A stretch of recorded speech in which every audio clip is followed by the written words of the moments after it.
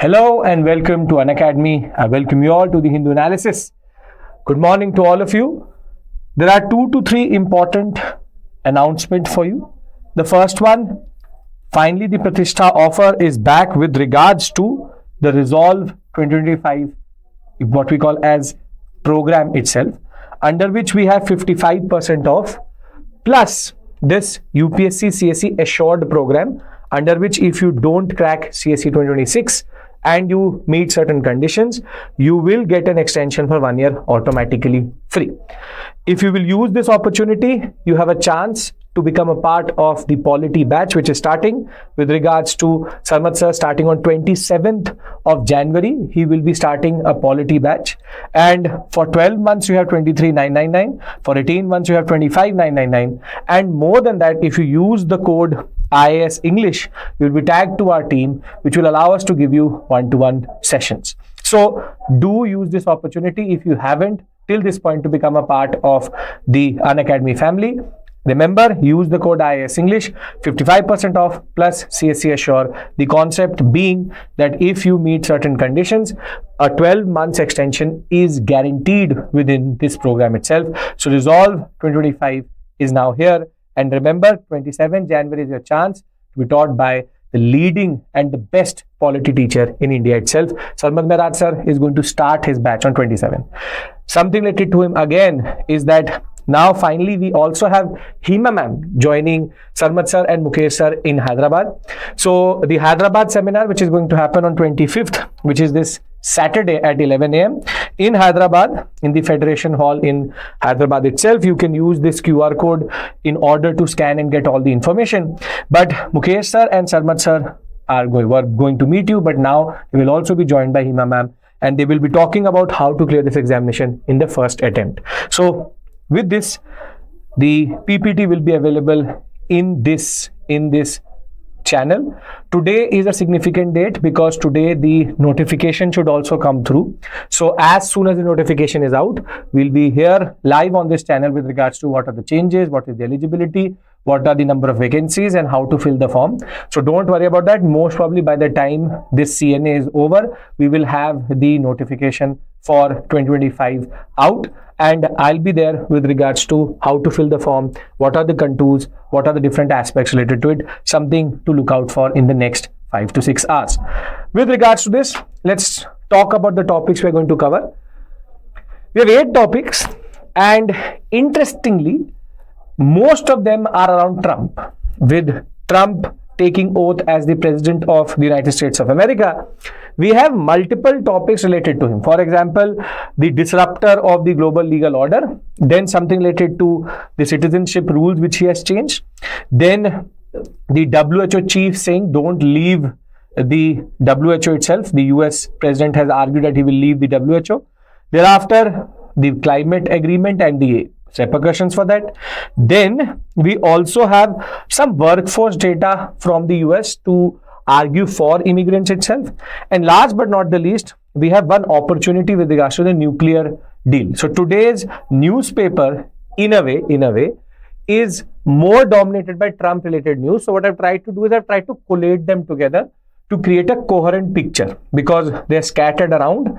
Though they are all talking about the same thing, I'll try to create a certain link between these topics, and we'll end by discussing Shimla as a model where smart cities missions has failed, and then we'll talk about the ramjet and scramjet technology to close this session itself. So good morning, I hope everybody is ready, and we will start our discussion for today. Now the editorial today, 2 editorials on Trump. The second one is on the nuclear civil deal. We'll discuss that separately because that breaks our flow. But this article talks about Trump as a disruptor. And it's a very interesting article because it talks about a certain tendency he has, something which he did last term, and something which he has already started within 24 hours of his, you can say, oath taking or becoming president itself. Now, they argue that looking at the term of Trump, the first term itself, he is always considered to be a disruptor. He's a disruptor of global order. He's a disruptor of legal order. He is a person who likes to shake the tree.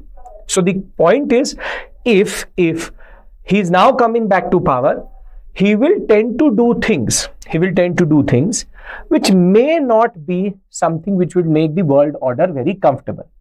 And this is where they talk about US as a power. When we talk about the United States of America as a power itself, when it comes to international law, when it comes to environmental law, when it comes to immigration law,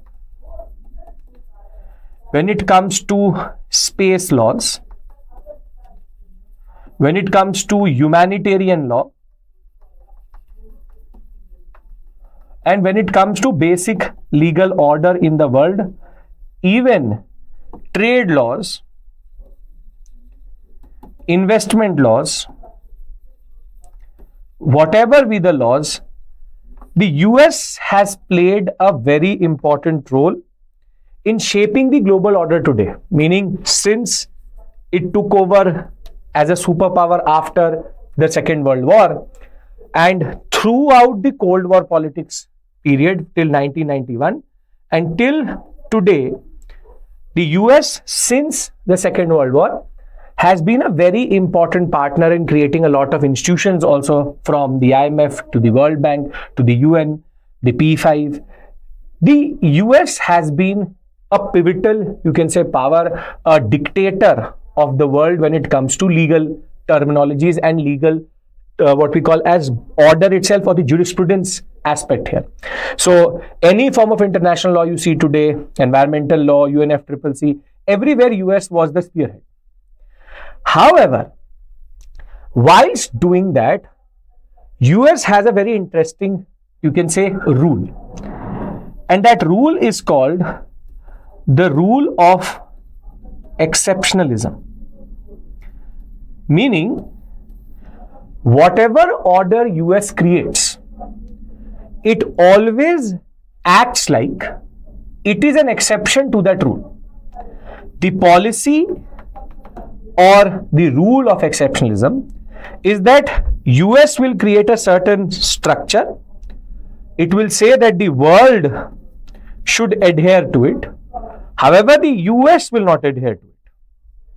This is called American exceptionalism. That sure, you are going to listen to what the WTO says, you are going to listen to what the UNFCCC says, you are going to listen to what the Montreal Protocol is going to say, but we are not going to listen to it because we're an exception. This is a very interesting concept which comes out of Partha Chatterjee, who wrote about Indian history, which is called the rule of colonial difference.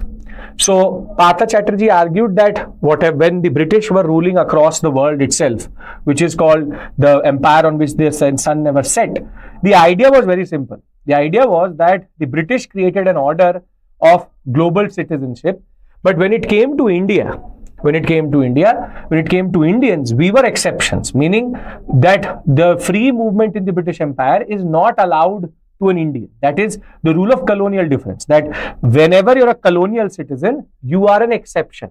You should not or you will not adhere to what is maybe given to a British citizen, to an Australian, to, for example, a Canadian. The idea was very simple. There's a rule of colonial difference. Based on that concept, you have something called rule of, or the policy of exceptionalism. US stayed for a very long time in isolation since the First World War. After the First World War also, it chose to go into the concept of isolationism. But it is only after the Second World War that the US wanted to now replace the British as the superpower in the world. And then the tussle between capitalism and the concept of communism, or the West versus the East, or Russia versus the US. The idea is very simple. US creates a certain order, and then US says, I will not adhere to it. This is a very standard thing which the US has done since its what we call as basic understanding. It will talk about disarmament, but is also the only country which has attacked a adversary or an enemy with nuclear power. It is the only country to have used 2 bombs to end a war itself. Thereafter, they say, okay, now we tested the bomb. Yes, atom bombs are problematic. Now nobody is going to use it. The same way when they were talking about peace and diplomacy across the world, when it came to the Cold War politics, they were also the ones who were involved in Vietnam. They were also the ones who were trying to influence the policies in Afghanistan. They were also the ones who were basically based and the ones who disrupted the Korean sector also. So the US have used this concept of exceptionalism for a very long time to be in the Middle East, to be wherever they should not be. They talk about democracy, but they keep banana republics and dictators alive in the Latin American countries via the CIA because that is in their interest. So it is very simply, in the name of democracy, in the name of being a superpower, they have created a world order which they control, but they don't adhere to. This is a very important point. The best analogy of this is what your parents do, which is they create a certain rule, but that rule does not apply to them. The idea is that exact paternalistic understanding that I will create the rules, but I will not listen to these rules. I will not adhere to these rules. This is a very paternalistic understanding of how international power acts. And this is where what we call as the rule of exceptionalism, which the US has done beyond exception. But what this article points out is Trump takes it to another level itself. Trump takes it to another level itself. Exceptionalism has always been the policy of the Americans, but now they do one thing, which is that they take it to a level where Trump starts to disrupt the world order itself. And this is where Trump's understanding is based on a very interesting concept vis-a-vis how he perceives multilateral institutions. Trump has a certain attitude which is based on this exceptionalism, which in turn embodies this idea that any multilateral institution or multilateralism, bilateral means two, multi means multiple powers, multilateralism is a problem because it creates unacceptable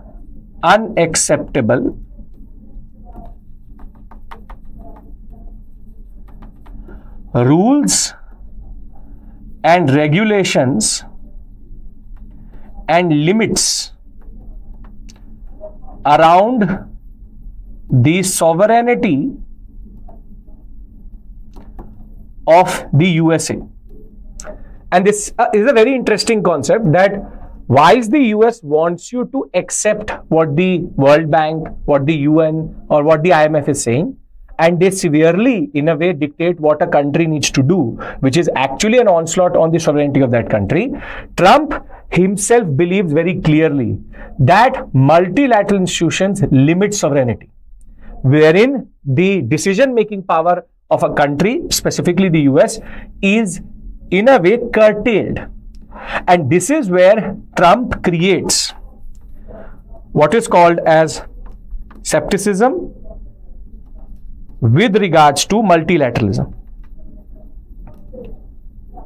And see, if I had, you had, India had created a global order, and then we would have told Trump that adhere to it, go for multilateralism, then that cynicism would have made sense.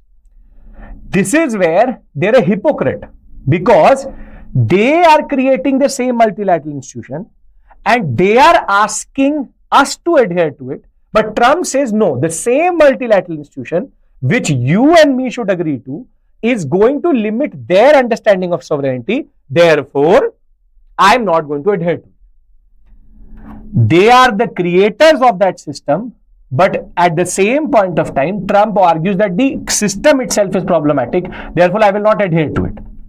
So then how does he expect other countries to agree to that system? Is a separate issue altogether.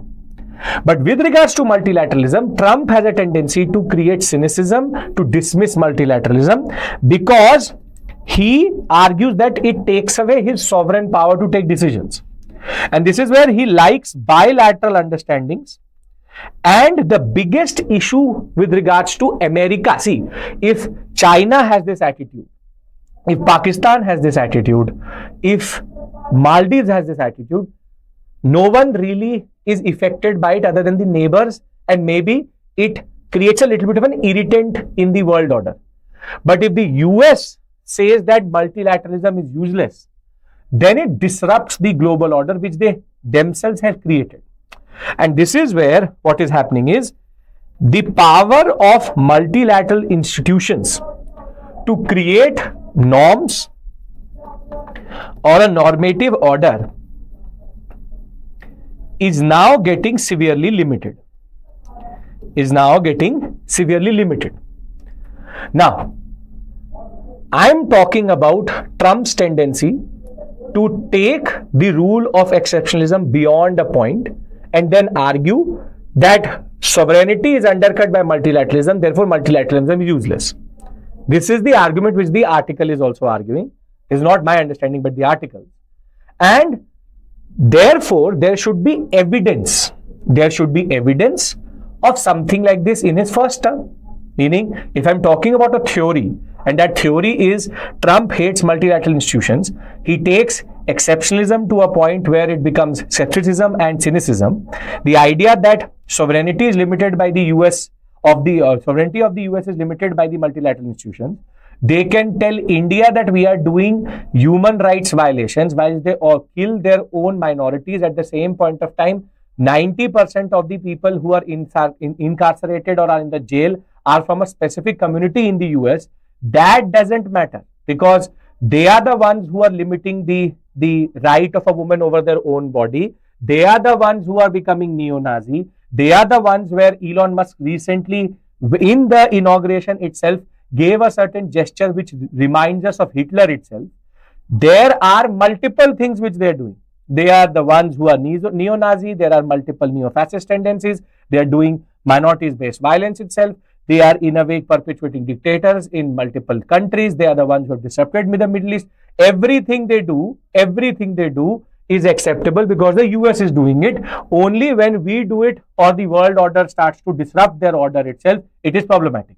But Trump says, I will as it is not adhere to multilateralism because my exceptionalism is that my power is severely limited by someone else telling me to adhere to something else. Then how do they expect multilateral institutions to then go to another country and thereafter say that you should also not do it?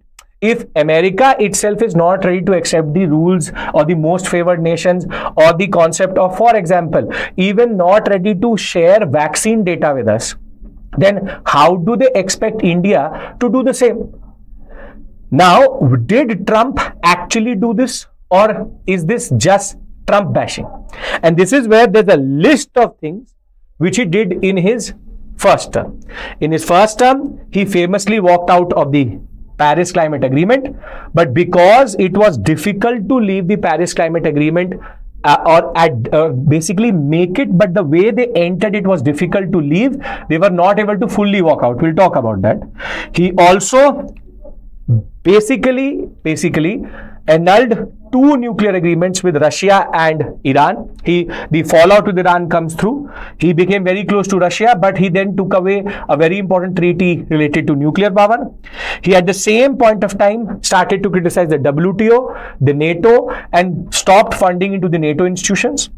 He at the same point of time blocked the appointment of the WTO's dispute settlement bodies, appellate body, which still today does not have a chief and a board itself. Further, he withdrew from the Trans-Pacific Partnership, which was an agreement which Obama created in order to have good trade in the Atlantic Ocean. Thereafter, in a way, he started to now negotiate not in multilateral institutions, but in bilaterally with the countries itself.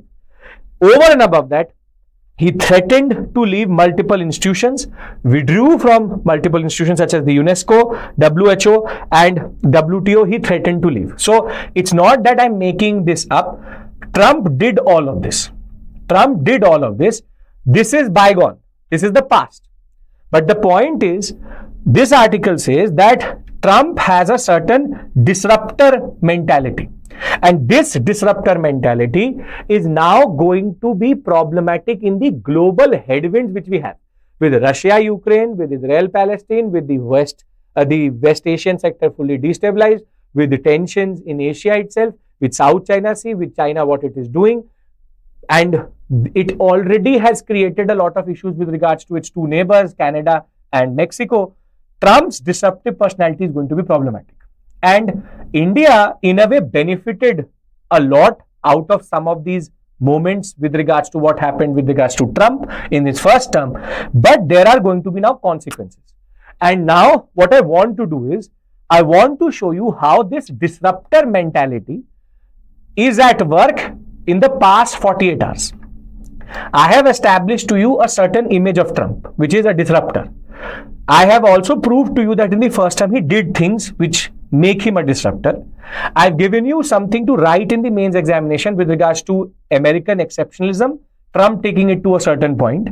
Now when we have created a certain image of Trump, that he is a disruptor, he has done that previously, he does not believe in multilateralism. Now can I and you just survey the past 48 hours in which he has done things which actually add to the narrative that he's a disruptor, and he's going to do the same in the next coming years.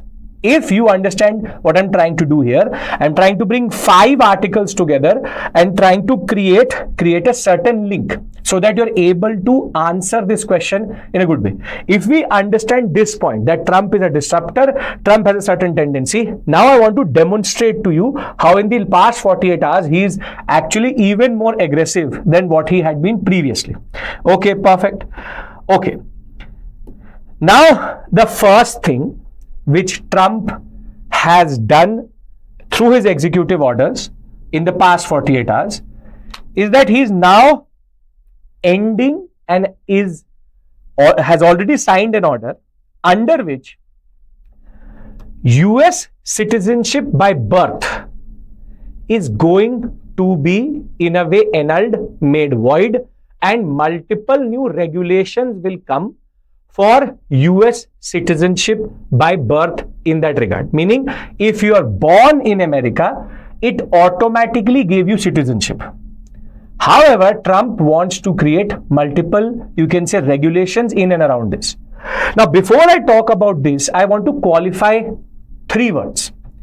A legal migrant, an undocumented migrant, and how does an Indian get US citizenship. We know about the H-1B visa, that's a visa, that is a work visa, that is a visa which is given. We know about green card, that is a process of that's a process of getting citizenship later.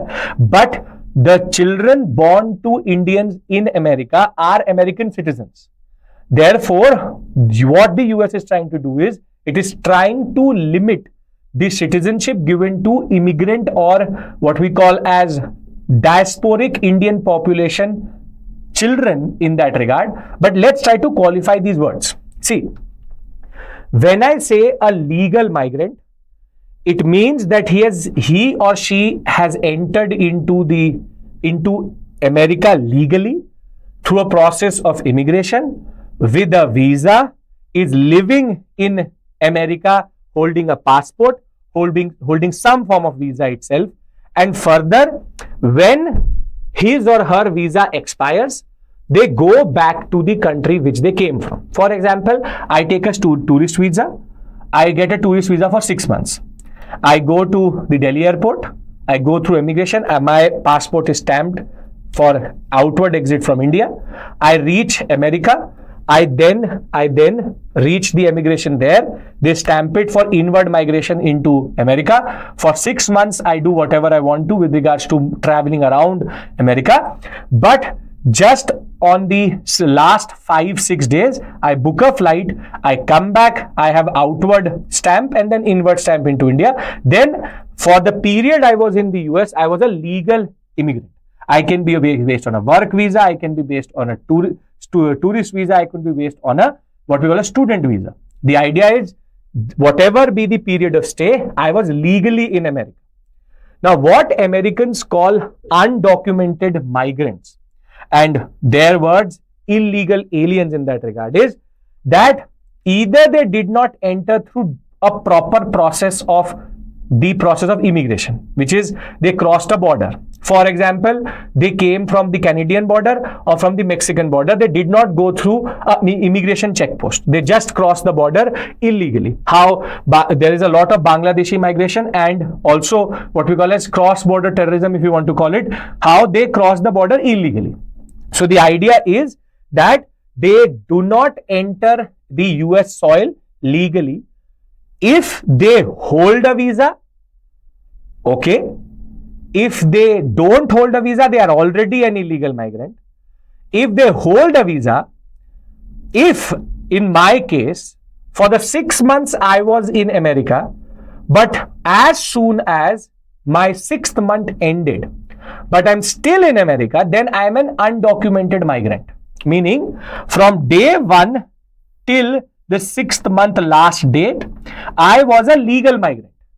However, as soon as my visa expired, but I still did not leave America, then I'm an undocumented migrant because I'm a foreign-born person who does not possess a valid visa or documentation, because either I entered without inspection, stayed longer than my temporary visa, or otherwise violated something related to my stay in America itself. So, a person can either start as an illegal migrant, then become a problem for the US authorities because he did not come or she did not come through due process, and thereafter they don't hold a visa or a passport. I can also be a legal migrant who now has lost his or her visa, and now or my visa has expired, but I still want to be in America, and therefore I become from a legal migrant to an undocumented immigrant. This is where a lot of Indians are now falling into this category. A lot of Indians, because getting a US visa is very difficult. It is easier to get into a college and a school in India than actually getting rather you get a job rather than you get a US visa with regards to waiting period for 24 months and 48 months. That's a separate issue altogether. Interview, they go through a process which is extremely rigorous. The US visa is very difficult to get. Some Indians, what they're doing is they're getting very small temporary visas, going to America, staying in America. As soon as their visa expires, they either go to Canada or the Mexican border and then try to illegally enter into America because now their visa does not actually hold any validity. But if we understand what is a legal migrant and an illegal migrant, or what is called as a legal migrant and undocumented American or undocumented migrant, there is a way Indians can get US citizenship. This is exactly out of the US consulate website. It says one can become a US citizen through a variety of means, which is birth in the United States of America, birth abroad to a US citizen parent, or through the process of naturalization. Naturalization means that you have to go through a certain process. That's a very difficult process itself. Simple, straightforward. What I want to argue to you is, in America, there are, with conflict in the Latin American countries and in Mexico, cartel-based violence which is happening, there's a wave of migration which happens from the southern borders. Canadian border is not that problematic, but the southern border is a problem for America itself. But we as Indians, we have created a new scenario in which we have a lot of Indians going to Mexico in order to enter into America because their visas have expired. But if I want my child to get citizenship of America without any hassle, if I am on work visa there, for example, but my child is born in an American hospital in an American state itself, he or she will have the right to be an American citizen. So therefore, this is what Trump wants to disrupt. Trump does not want to give automatic citizenship to children born to immigrants. Therefore, what he is trying to say is that the people who are working under H-1B visa or temporary visas and their families who are reproducing in America and getting American citizenship, we don't want to do that. citizenship by birth needs to be qualified, and that is the first thing which Trump has disrupted. I told you Trump is a disruptor. Last term, we did not have a lot of issues with regards to these things with regards to India. But this time, Indians are also getting affected because he is coming up with policies which is going to impact the diasporic population of India in America in a very big way. Citizenship by birth, though it has been challenged in multiple courts by the San Francisco and California authorities itself, but the idea is Trump is doing what he does best, disruption. Thereafter, he's also argued that if the BRICS countries, Brazil, Russia, India, China, South Africa, and now also as other members, Argentina, Egypt, Ethiopia, Iran, UAE, Saudi Arabia is a question, was formally entered but did not fully enter. 10 countries as of right now, should be 11, but Saudi Arabia is a question mark. It says that if any of these 10 countries are going to try to do what is called de-dollarization, which is try to bypass dollar as a currency transaction between these two countries, he is going to levy 100% tax on all of these countries when it comes to their trade. Which in itself is again something which Trump has given a very superlative statement. 100% taxes on BRICS nations if they don't have or don't do non-dollar transactions or do dollar transactions. Okay, if they don't do dollar transactions, they will be then penalized. And with regards to the immigration undocumented aspect, close to 7.25 lakh illegal migrants are there, Indian migrants are there, out of which 18,000 are going to be deported as it is, and they are in the final removal list and they will be sent back to India. The idea is very simple. The idea is very, very simple that BRICS countries is one angle, Saudi Arabia, Argentina, question marks, but the idea is very simple that Saudi Arabia is delaying its entry into the BRICS itself because of the fact that how Trump is going to respond to BRICS itself. But the idea is Trump has now disrupted two spaces. Trump has now disrupted citizenship and has also disrupted BRICS. Now he is trying to push levy on BRICS and trying to change by birth rules in America. So very simply, Trump is a disruptor. He did it in his first term. We now see that for Indians, it is going to be problematic. And second, India being part of BRICS itself, de-dollarization, bypassing dollar as a transaction is now going to be problematic with Trump at the helm of the US. Do we understand these two disruptions? These are the latest which have happened in the past 24 hours. Do we understand these two disruptions clearly? We do? Okay. Now, moving one step further, Trump, in his inauguration speech itself, said that he is going to leave the WHO. The World Health Organization, he is going to leave. The first thing he did was executive order, America leaves the WHO. And the president of the WHO has said that America has been a very important partner in the WHO in eradicating a lot of the diseases which exist today. And what reason did Trump give? He said that the WHO mishandled the COVID-19 pandemic and therefore the international health crisis was very badly managed by the WHO and therefore I am going to leave it. Simple, straightforward idea is, though the Americans are the founding member of the WHO in 1948 and has played a very important role in creating this order, Trump says, I am going to walk off. Because the WHO did not say that you take bleach and inject it into your bloodstreams, and though Trump himself got affected by COVID-19, was saved because of the vaccine itself. He's a vaccine denier. He's a COVID-19 denier. He's the one who called it the China virus. That is a separate issue altogether. But he is straightforward saying, because you did not allow me to tell everybody to put bleach into their body, now I am going to penalize this because you mishandled the COVID-19 crisis. Now, this is the third disruption he's done within the past 48 hours. He disrupted the citizenship laws. He disrupted the concept of what we call as BRICS nations and the relationship with America. He has also now disrupted the WHO. If that is not enough, One step further, what he said in his inauguration speech again was, I'm leaving the Paris Climate Agreement.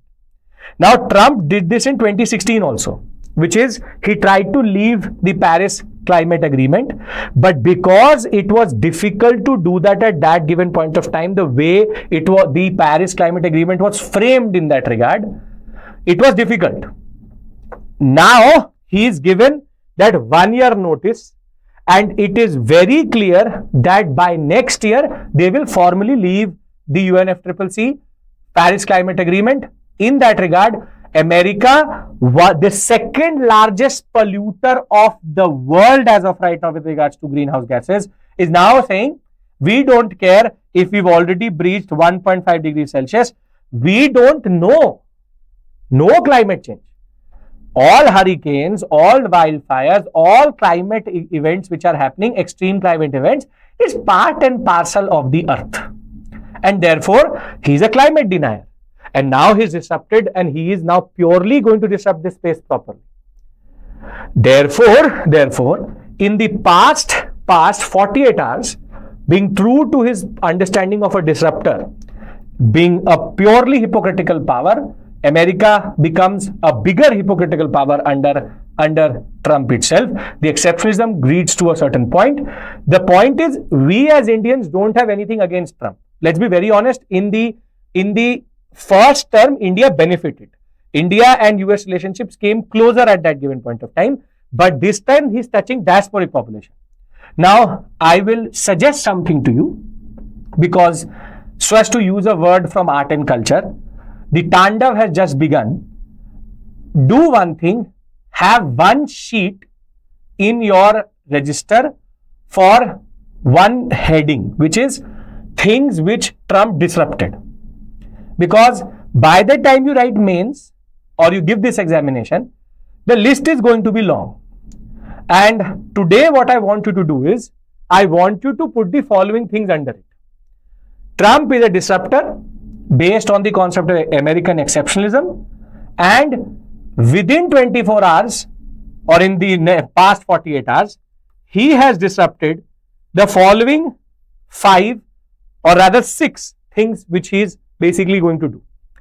Most probably one sheet is not going to be enough. Yes, you have first, citizenship by birth. This is going to impact Indian citizens and their families, because he can do one more thing, which is that he can retrospectively take away citizenship from Indians who got it under this rule of citizenship by birth. Trump can do anything that way. Second thing which he disrupted is, he's now going to try to undercut the BRICS via tariffs. Further, he has disrupted the WHO by saying that I'm leaving the WHO. He has fully disrupted the WTO, because the WTO appellate body is not going to be reconstituted under him. He has now also disrupted the Paris Agreement, which is climate change going down the drain. And it's not that America is the only power, but is a very crucial power. Further, we already know that he's saying that he's going to go and conquer Panama Canal plus Greenland, because yes, it is the era of conquest through territorial expansion. He is also disrupting the relationship between Canada and Mexico. He is also declared a national emergency in Texas and New Mexico, 2 areas which have bordering areas, and he is going to expedite the process of deportation, in which even Indians, 18,000 Indians are there. Now, citizenship should be constitutional right. True, that is the idea which has been challenged in the courts, but the executive order straightforward says that we are not taking away the citizenship by birth for American citizens, we are doing it for illegal immigrants. So it's complicating that concept. There was a blanket concept that if you're born in America, you're an American citizen. He's trying to complicate that. Though our constitution is extremely detailed with regards to our fundamental rights, with regards to our citizenship, with only 26 to 27 sections or 20 to 27 articles in their constitution with 14 to 15 amendments happening to it. It's a very open-ended constitution which they have based on tradition and precedents.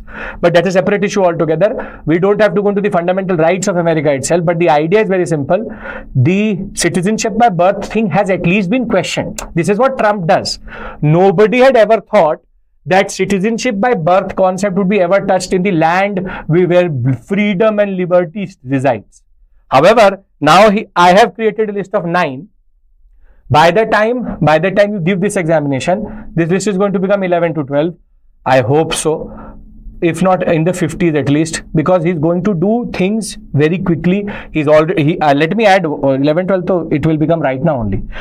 10 is that there will be only 2 genders which will be identified by the Americans, by the American Constitution, and basically the American government is going to only identify two genders in that regard. 9th point is nothing but he said that he will expedite the process of deportation, and 18,000 Indians are in that list. So I hope that this topic makes sense to you. I'll give you 2 questions on this. I'll show you questions on this so that you can understand how this type of question can come through. So don't worry about that. I have questions here. So for example, you can get a question here, which is Donald Trump is a global disruptor. In the current geopolitical winds, this may not be what the world needs. Do you agree? Do you agree? So very simply, this is the type of question which you can get in GS paper 2. Right? So for this you need examples. And I have given you enough examples from his past term, and I'm now giving you 10 examples from what he's done in only 2 days. Okay. Now, before we move on from what Trump has argued for the past, you can say 4 articles we've covered in this process, there's a very interesting data point article in the newspaper. I want your consent to move forward, that you understand what I did with Trump. I talked about disruption. I gave you precedents for it. I gave you history for it. I've also given you the changes which have happened recently. We have, okay, very good. So I have everybody's consent that this is sorted. Now, let's try to also see something which Trump does, which is Trump's biggest rhetoric to come to power was that we will make America great again. But he's also argued this concept of America first, and one of the biggest lobbies which pushed Trump into this term itself is this idea that the illegal immigrant, the undocumented migrant, are rapists, are murderers, are criminals, as he says, criminals are entering our borders. And he has pledged in his multiple rallies that he will deport millions of criminal aliens. He changed it from an illegal alien to a criminal alien. And he has said that the undocumented migrants in America are the biggest issue in America itself. Basically, if you want to call it a rallying cry, this is his rallying cry, that I will rid America of this big issue which is called immigration and criminal aliens. And he started to give a lot of data. Now, this data point article tries to question on how Trump really actually uses rhetoric rather than data. Meaning, you can in a way say 2 things. You can make a point which is data sufficient and data sound, but you can also make rhetoric out of it. For example, 1 crore students did not enroll into schools in the past 1 year. This is based on the UDIS Plus report. This is data-driven understanding. I'm not trying to fearmonger. I'm not trying to add any form of, you can say, masala to this data itself. I'm just saying 1 crore students did not enroll. Enrollment ratios have gone, enrollment numbers have gone down by 1 crore in between 2023 and 2024. But I can say this exact same thing by saying that because of caste-based violence and Varna-based, you can say, societal issues, and because of religious persecution, 1 crore students were not allowed to enter schools in the past 1 year. Therefore, India is in a state of crisis wherein students are being discriminated against because of their secondary identity and social identity. This is called rhetoric. I just took a data, added a lot of unnecessary facts or unnecessary concepts to it. It may or may not be true, but the idea is, when I say the first part, it is technical. What is expected from a UPSC aspirant. But what I said in the second one is what you get through WhatsApp forward. That is WhatsApp University type of understanding, where they will add images 4 or 5 years old and they will create a whole narrative that this has happened, that has happened. What I'm trying to argue is Trump plays with data. Trump also plays with rhetoric. And this is what he's done with this data also. So what this data point tells you is most of his allegations that the US workforce, which has mostly undocumented migrants, they all are mostly criminals, is not supported by the data which comes out between 2012 and 2022. Therefore, let's look at this data. Trump argues that in the past 5 to 6 years, 15 to 20 million illegal migrants have entered into America. However, if you go by the data which is given by the Homeland Security of America itself, between 2000 and 2022, there have been what we call as waves of migration. But the data is that 11 million undocumented migrants are there in America. Some say 14 to 15, some say 11 to 12. But the idea is there is a sizable portion, which is sizable portion of illegal undocumented migrants in America. This data is firstly exaggerated by Trump by lakhs. In that regard, 11 million would be 1.1 crore. He says no, 2 crore. He's adding 90 lakh people automatically in the form of rhetoric. But if I look at the data of these illegal undocumented migrants, the migration actually has not happened in the past decade. Rather, most of the migration happened between 2000 to 2009 and between 1990 to 1999, meaning in the past 3 decades, first 2 decades, we have bigger migration numbers in millions rather than this what we call as decade itself. The reason for that is Trump as it is was there in this decade, but Biden was no better. Biden, Kamala Harris were also very, very strict on illegal migrants, and therefore the numbers are much lower.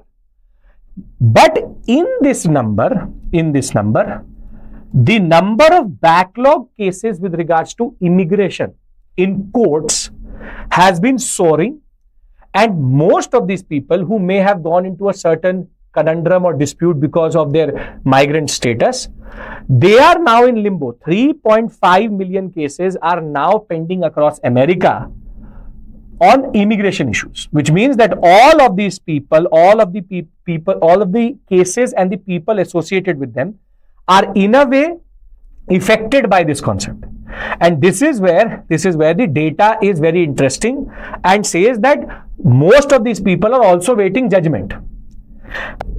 Year on year, the Indian numbers have also increased, which is a decade ago, the number of Indians trying to sneak into America was only 1,500. For 10 days, 10 years, it was 1,500.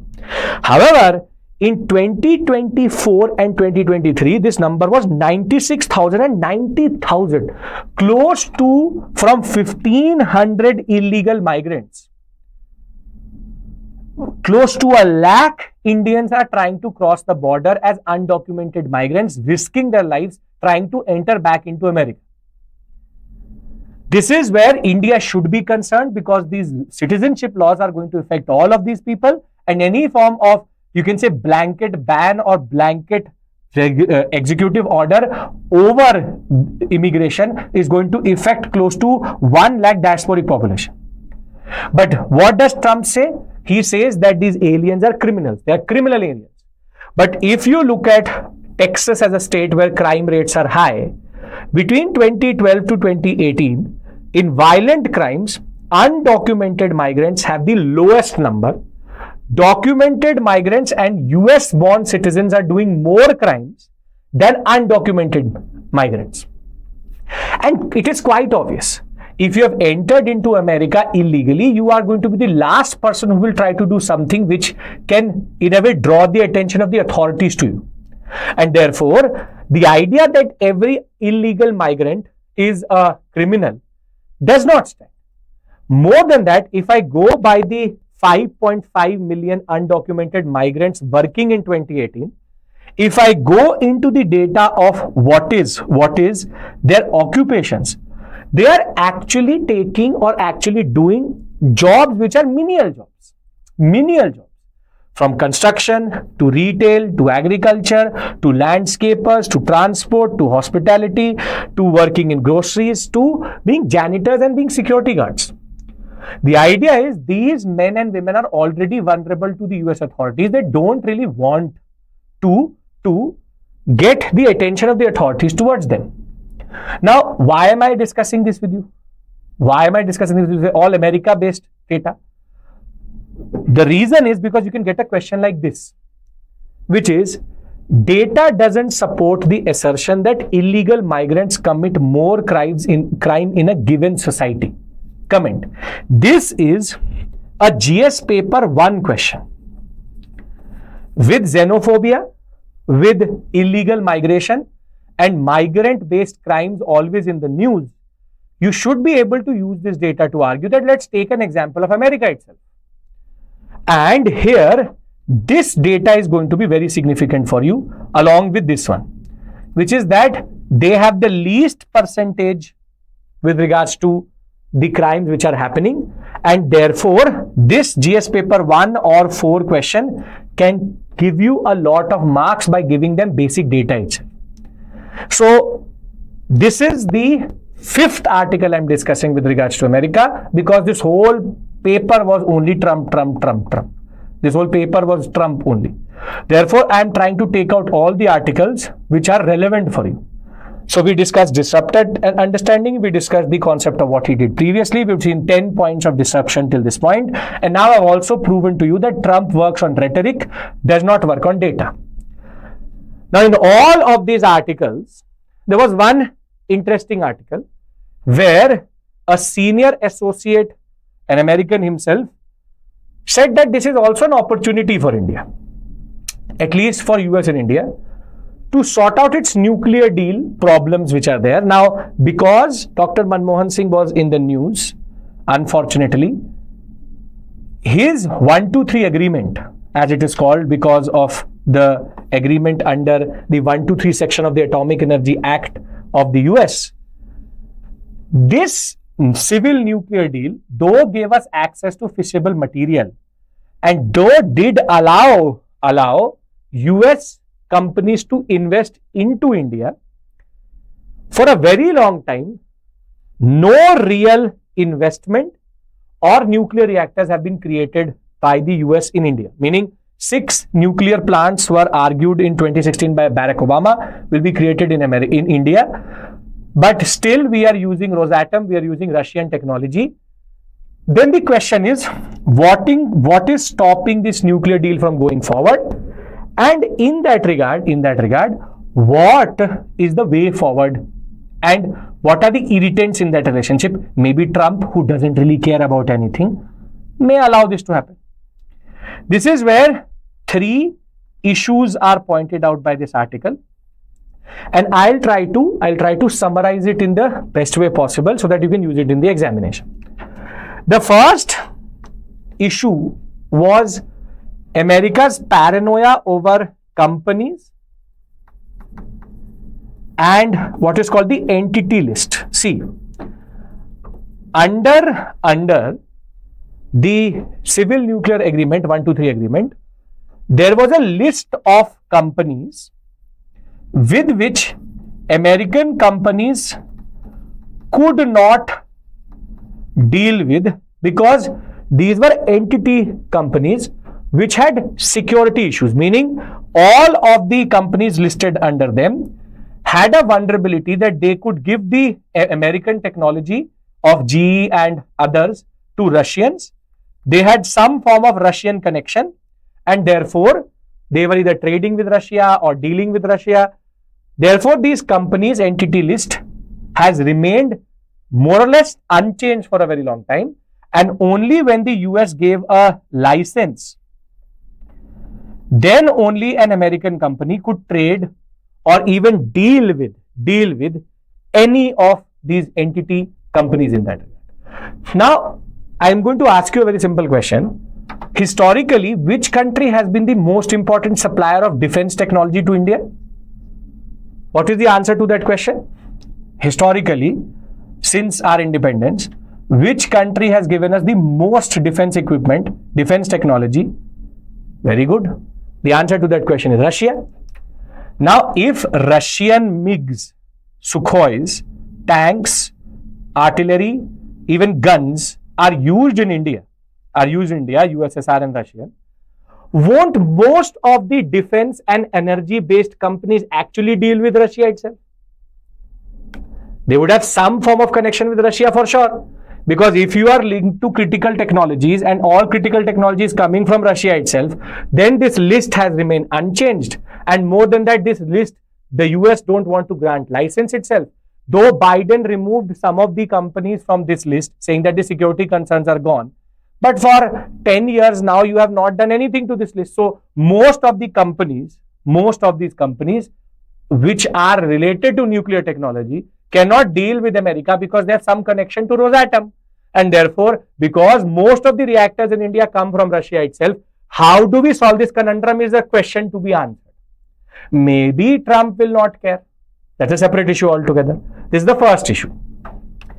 The second issue is a very big issue which is called the civil liability issue.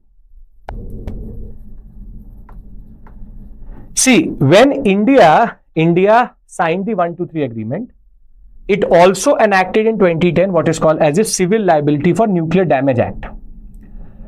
Now, in India, we have a very peculiar system. This is against the international civil liability norms. But India, because it has been a victim of the Bhopal gas tragedy, India did not want GE or Westinghouse to basically turn out to be like the Bhopal gas tragedy company. Now, in most cases, what happens is, if I am operating a plant and something goes wrong, I will be held responsible or liable to compensate the people, because I am an operator and therefore it was an operational error which in turn led to a leak, which in turn led to environmental damage, death and destruction. So I am liable to pay to the people who are affected by it. Standard thing. This is what the world order says with regards to nuclear power. Meaning, if GE has created a certain reactor, if the reactor has a meltdown, then that meltdown, in the NPCI, which is the Indian nuclear power operator, should be liable to give compensation to the people who are affected by a nuclear meltdown. GE says we are not liable for it. The operator should be liable, not the supplier. But India said, not so easy. This is not a thermal power plant that I will spray water onto it and the fire will go away. This is a nuclear power plant. There will be damage for centuries. Learning from Chernobyl, a nuclear meltdown, a nuclear power plant, if something goes wrong, it can affect a whole state for 50 to 60 years. So what did India do? India said, forget, we for the first time did exceptionalism. International civil liberty says supplier is not liable. We said no, supplier is also liable. We as the operator are liable if a nut or a bolt, if that nut and bolt is the reason why that nuclear meltdown happened and that nut and bolt was made by GE should give that. India very simply said, a civil nuclear facility, operator liability may be there, but supplier liability should also be there, because then what you will do? You will give us second grade uranium.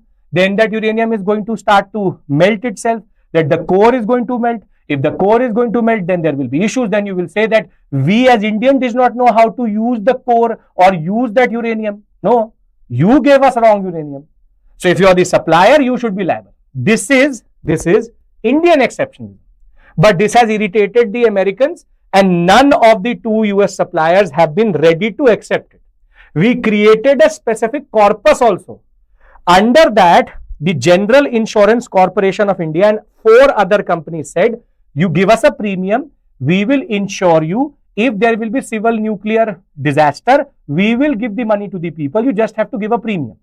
Russia said, nothing better, very good, we are ready. But Russian Rosatom is backed by the Russian government. These are pure capitalistic bodies. They said, we don't want. And this is where you say, if your technology is so perfect, what to fear to? What is to be feared? If your technology is all good, don't fear civil liability. This is one of the biggest irritants in the 123 agreement, and that is why there has been no American, you can say, real investment in nuclear power in India. Because we say, Russians, we get the same deal, Russians were happy. There are no issues whatsoever. Though there are multiple, you can say, exceptions we give to the Russians under military equipment and military technology. But the idea was GE and Westinghouse were not ready to invest in India itself. And therefore, Civil Liability for Nuclear Damage Act still remains an irritant. Again, maybe Trump won't care.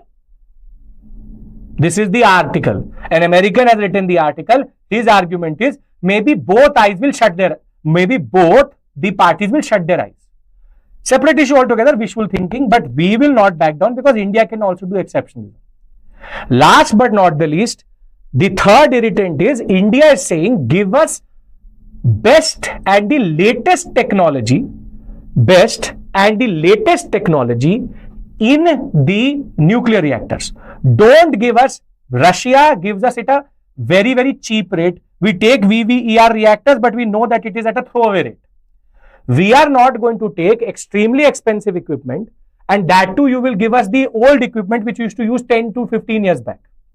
For which again GE and Westinghouse is not ready, because they said that if we will give you the latest equipment, it is going to be very expensive. Therefore, the electricity is going to be very expensive. 123 agreement is not a failure, because 123 agreement changed the perception of India vis-a-vis a nuclear power across the world. That is why Japan went with a civil nuclear agreement. 123 never got properly implemented because of this act, and therefore America, being a finicky, moody power, when they did exceptionalism, we didn't say anything. When we said, for once we are saying supplier liability should be there, they said no. Supplier liability cannot be there. I will give you faulty things, but you as an operator are the problem. So the car is not, the manufacturer of the car cannot be held liable. It is the driver who is the fool. That is the argument which the Americans say. You don't know how to use our equipment. Our equipment was perfect. We said, okay, if your equipment is perfect, then take liability on it. But they didn't. That is the argument. Separate issue altogether. But the point of the matter is, 3 irritants are there, which is companies, entity list, civil liability issues, and third is technology transfer, on what type of technology will come to India. And therefore, a question like this needs a very good answer from you, which is the civil nuclear deal with the US still has multiple irritants which create hurdles in its implementation. Comment. I hope now you have 3 solid arguments to give in the examination. Moving on further. Now finally the Trump part of the story is over. Trump, US part is over. For the next 2 to 3 days you are going to get a lot of Trump, because as it is, he's a disruptor. But this paper was overloaded with regards to Trump. Now we move to 2 simple articles. First one is on the smart cities mission. Now the smart cities mission, third point is technology transfer. What type of technology will come through? Smart cities mission is a mission which has been there in the news for a very long time. I also discussed it recently with you. 5,000 projects across 100 cities running. And the idea was smart cities mission was, we will create a city which is based on Internet of Things. If you know what is Internet of Things, is basically how you now have what we call as smart geysers, smart refrigerators, smart ACs. As soon as you enter into a certain geofence, it automatically switches on your AC, switches on your refrigerator, the geyser. There are certain times in which it should do. How you use Google Assistant or Google Home or Alexa in order to control a lot of things in your house. That is called smart IoT based technology. Now the idea was we will have smart traffic control. We'll have smart water quality and management. Then we will have smart lighting, what we call as when automatically the light will switch on and switch off. There will be no delays in that. We talked about efficient parking, new technology, and therefore 2 lakh crores was outlaid to do this across 100 cities. And the government of India has been very clear in saying, yes, we have met most of these projects, and a certain report says 90% of these projects are already done. But in Shimla, the person who's written this article is from Shimla itself. He gives us a very interesting picture in how smart cities mission, which should have been based on Internet of Things, has just become a concept that you give fundamental basic amenities to the people, and that is a smart city. Meaning you should get parking, water, electricity, and good traffic management, which is a basic necessity and a bare minimum of our city. And that in turn is now being called smart, meaning that 90% success rate which we got was basically based on giving basic amenities under the smart cities mission itself. This is where the person who's written this article is associated with the smart cities mission in Shimla. He says there are 3 issues which have in turn diluted smart cities mission. First is that pan city proposals, which included IT enabled services such as mobility and waste management, were never pan city. In the sense, it was only New Delhi which is going to get smart city concept. If you live in Delhi, you would know NCR and NCT is not a smart city. Only New Delhi was designated as a smart city. In that regard, only 5 to 6% of Delhi was said to be a smart city. So no pan city actual, you can say, implementation. Further, area-based development boards should have been developed with specific zones in which city, retrofitting, redevelopment and greenfield projects should have come through. But what they've done is area-based development is the only development which has happened, and everything has been retrofitted, which is they have just they've deconstructed a footpath, created a new footpath with a little bit of changes. That is smart city concept. Further, additionally, it was based that the local governments, the municipal corporations will get the money, they will implement it. Rather than that, special purpose vehicles, special entities were created, which were given to private companies, which were going to implement the smart cities mission. Over and above that, city councils were excluded. A stakeholder was excluded. The private company took the decision on how that thing is smart. So therefore, smart city mission, all this data, he says, is problematic because bare minimum necessities were called smart. Special purpose vehicles were created. Local bodies did not get anything. Only as part of the city was made smart, and that too smart was a sidewalk with railings is a smart city. So therefore, in the larger context of things, this project or smart city mission itself is problematic. Nothing out of the box here. Because it is written by the Shimla Municipal Corporation head, therefore, it becomes interesting that how we at the grassroots level have undercut a very interesting project. The last topic which we are going to discuss today is DRDO testing a key concept under scramjet technology. Now, the DRDO recently tested a scramjet booster for 120 seconds. Scramjets are very important for any form of hypersonic movement and technology.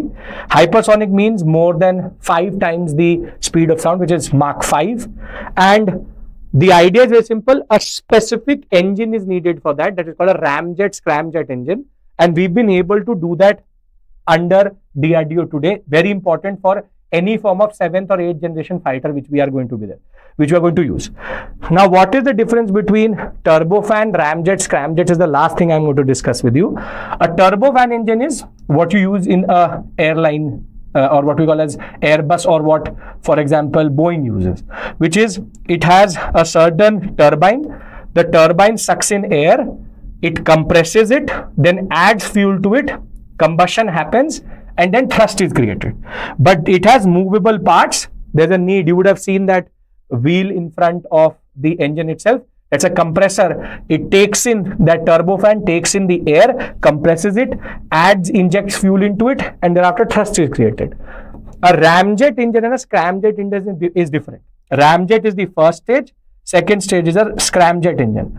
Ramjet engines, what they do is, using a basic, you can say, turbofan engine, they come to what we call a supersonic speed, meaning 1 to 2 Mach 1, Mach 2 they come, because at Mach 1, Mach 2, the air over the engine and air over the, you can say, vehicle or aircraft is so high, the speed is so high, just because of that supersonic, or rather you can say that speed, air is automatically compressed. So there is actually no need for movable parts to compress that air, and therefore they just use the speed of air itself to compress and add combustion into it, therefore creating thrust. Scramjet, what it does is, it uses hydrogen as a fuel, and it is much more efficient. So if you want to go for Mach 1, 2, 3, you use a ramjet. For 5, 6, 7 and 8, you need a scramjet. Scramjet technology is the future of aviation, and allows for, it uses the speed of the aircraft itself to compress and thereafter add fuel and create thrust, rather than using movable parts, which limits the capacity of that engine. So I hope that you understand this, and this is basic static science and technology. So on this note, I'll try to wrap up the whole session. I'll tie up all the loose ends in that regard. We discussed how Trump is a disruptor. We discussed the history of his disruption. We discussed 10 points of disruption which he done in the last 48 hours. We discussed how his rhetoric is flawed because the data does not support it. We discussed how there's an opportunity. Maybe Trump will allow for 1, 2, 3 agreement to be properly implemented with the liability issues not taken into consideration. We've discussed how DRDO has finally tested a scramjet engine. And last but not the least, that the smart cities mission has turned out to be problematic because basic necessities have been now dubbed as smart. So on this note, I'll end the session. We are expecting the notification today. As soon as it is out, I am going to be live with all the things related to it. Thank you, take care, and bye-bye.